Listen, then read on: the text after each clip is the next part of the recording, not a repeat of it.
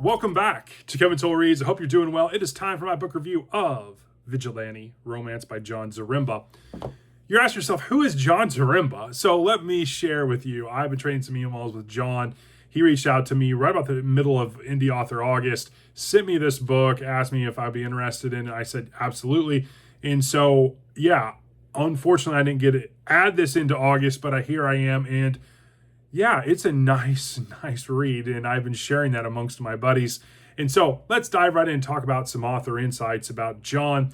He is an author of 5 distinct works, 2 books of short stories, one of them being XLZABK001, and then the second that is actually in finalization now, XLZABK002. They are collections of short stories. Sound really good. I'm definitely going to have to check out book number 1. He also wrote, obviously, Vigilante Romance, and he has 2 short story contributions, one to Savage Realms magazine and the other to Kursova magazine. And so didn't know what that was, but I definitely am going to be checking those out as well. You can find Jon on Amazon and Kindle. I highly recommend. Vigilante Romance right now, is if you have Kindle Unlimited, is free. I highly recommend you download it, which is what I've been telling some of my buddies. And yeah, I've been singing its praises. So let's dive right in and give a little more insight about Jon. So Jon was an electronic musician for over 20 years, released a bunch of different albums, decided to try his chops in writing. Jon actually has 2 different YouTube channels, one for his writing and music, and then he has one for kind of camping, dog content, home improvement. Definitely kind of a Renaissance type gentleman. And so some questions and answers I will share throughout the video. I asked Jon what inspired you to write Vigilante Romance, and Jon stated, I'm a retired musician. Back in 2007, I recorded an album called Vigilante Romance. When I decided to pursue writing a few years ago, I wanted to write about the themes and ideas expressed in my music. The first dozen or so stories were all text adaptations of the music, so that's how Vigilante Romance, the novella, was born. I also asked, how did you develop your protagonist, Old Man Ogden, the Ancient Blade? Was this based on someone in your life? And Jon said, no, not anyone in my life, but as I've gotten older, I've grown to understand how the mistakes of our youth and our regrets can fester within us. I wanted to develop a character who carried all the emotional baggage with him, but also was trapped in a diseased city. By purifying himself through violence, he would manage to also purify his town, which is a fantastic segue into Vigilante Romance, published in 2024 by Close to the Bone Publishing. Let's dive right in and talk about a summary of this story. So the once prosperous city of Castellari has delved into a dismal cesspool of crime. The miserable burg was suitable for only 2 types of people, those who wished to wallow and those who sought profit from said wallowing. Led by corrupt politicians, the people of Castellari piled themselves into sheltered inebriation.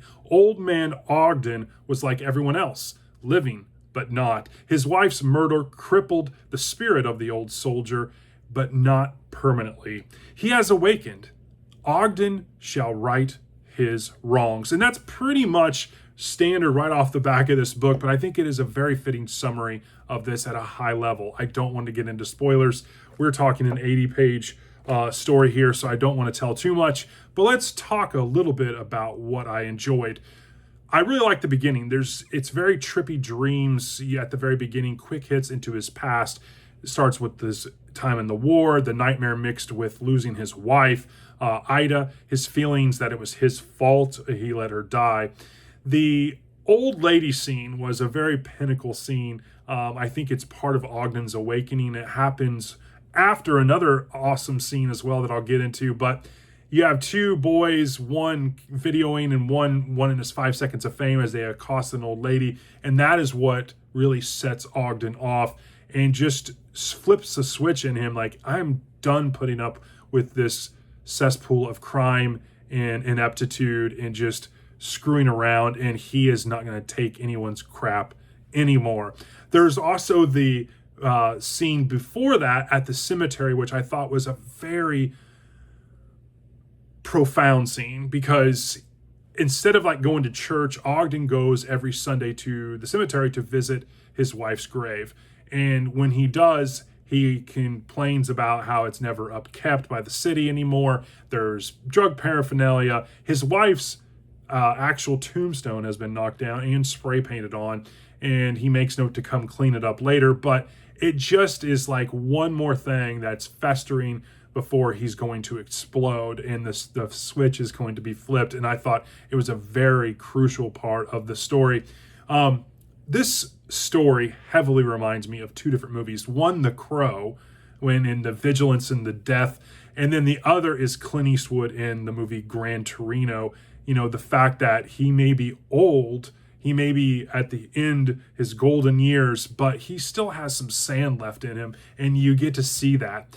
I really liked Vasco as a character, this 12-year-old drug runner. His mom is hooked on the drugs, and he has lived a very robust life in his 12 years. He's mature beyond his age because of what he's had to deal with. He goes and helps run drugs for people, and he gives the money to his mom so she could support her habit.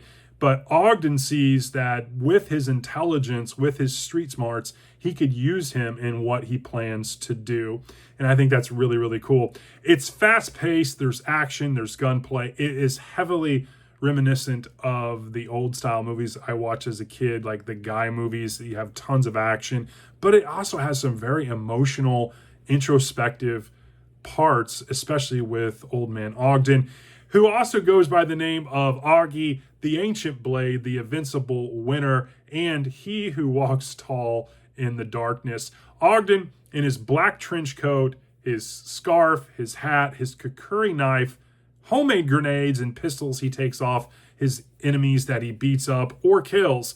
Ogden was once a captain in the U.S. Marines, and yeah, I really like that. I also liked the corruption in the town, the mayor's son, and how it all comes to fruition and gives Ogden some final purpose that he feels like he is doing something positive for Ida. And that's what I really, really loved. I also thought some of the writing was spectacular. I wanted to read you a section as an excerpt here.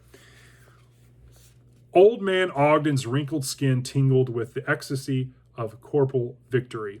In the last 24 hours, he eliminated nearly a dozen brutal thugs half his age using a combination of intelligence, guile, patience, persistence, physical strength, and many years of military experience. Ogden understood all of this fully, and as he took a moment to reflect on what he had accomplished during the twilight years of his life, he was overwhelmed by a warm sensation throughout his body. He could describe this feeling solely as one of profound completion, an emotion possible only by enduring a period of seemingly endless grief, and then to find solace in actions that represented his ideals. This hot realization was so powerful it seemed to melt the snow around him, and yet this wasn't the first time he experienced such a grandiose sensation. And I thought that was excellent writing. I thought it was really, really good. I don't have any criticisms. I mean, I wanted more. I mean, come on. In terms of rating and overall, I give it a 4.7. It is an excellent story. As I said before, I've been recommending this to a lot of my buddies on BookTube. Say, hey, you got to check this out. If you have Kindle, you definitely should check this out. This is well worth your time. I was very thankful that Jon sent me this copy. 4.7. It's fast-paced. It's action, it's introspective, backflashes. It's one man standing up for injustice and decrepitude. If you like shoot 'em ups, men's adventure, high octane, overcoming odds, this is hella fun. And so let's talk about some final author insights. I also asked Jon some further questions that he answered. I asked, what do you hope readers take away from your work? And Jon said, when I began my pursuits as an artist back in 1997, I wanted to do creative things that would influence and inspire the world so that I might shape existence in my favor. In other words, I wanted to make the world a more hospitable place to live for me. I thought I could do this through my creative endeavors, be they music, photography, video production, writing, or whatever. I gave up on this ambition some time ago, though. And that may seem like a downer, but there's a lot of truth there, and I can't only help but pat him on the back for his ambition. I also asked what is on the horizon for Jon Zaremba, and per Jon, his second collection of stories, XLZABK002, or you could just call it Jon Zaremba Book 2, or the Blue Book, will be published in February. This new batch of 7 stories is a vast improvement over my writing in Book 1. I am very happy with how this one has come together. And then finally, I also, and through comments recently, was told by Jon that Hallmark After Dark actually offered him a deal of an adaptation of 4-part miniseries for Vigilante romance. And that is incredible and super exciting. So congrats to Jon. That is amazing. I am really happy for it. And I had a heck of a lot of fun reading this book. I highly recommend it. You should definitely check it out. It's a quick read, a fast-paced read, and a lot of fun. And that is my review. I hope you all enjoy this. Go check out Jon, follow him on Amazon, and I hope you have a great day. I'll talk to you later.